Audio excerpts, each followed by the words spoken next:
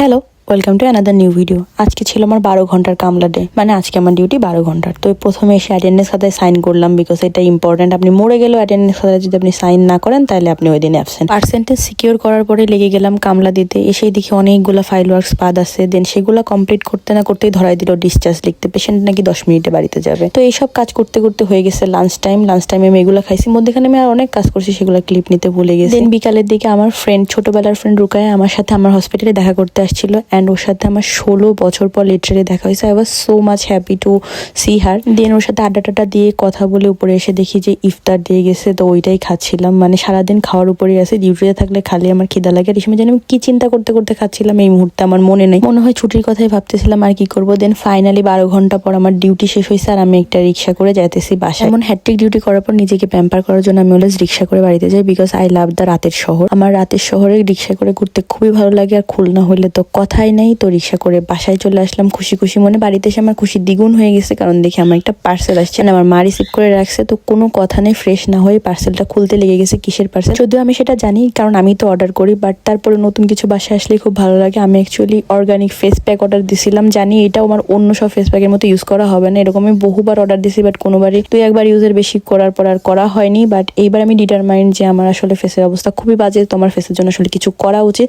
আর দুনিয়ার যাবত কেমিক্যাল আলা জিনিস, ডাক্তারের মেডিকেটেড জিনিস সবই ট্রাই করে ফেলছি, বাট কোনোটাই কাজ করে নাই। সো আমি চিন্তা করছি যে অর্গানিকে সুইচ করে দেখা যাক কোনো কাজ হয় কিনা। আমি অবশ্যই ফেসে ইউজ করে রিভিউ জানাবো, যদি আমি রেগুলার ঠিকঠাক মতো কন্টিনিউ করতে পারি। আর কন্টিনিউ করতে না পারলে তো আর রিভিউ জানাইতে পারলাম না। তো যাই হোক, এর মধ্যে এই জিনিসগুলো আসছিল, আমি একটা একটা করে খুলতেছি আর দেখা দিচ্ছি। টোটাল 7টা ফেস প্যাক মতো আসছিল, সাথে ওদের কিভাবে ইউজ করতে হবে সেটা লিখে দেওয়াও ছিল। And here is all the things. So this is it for today. See you in the next video. By.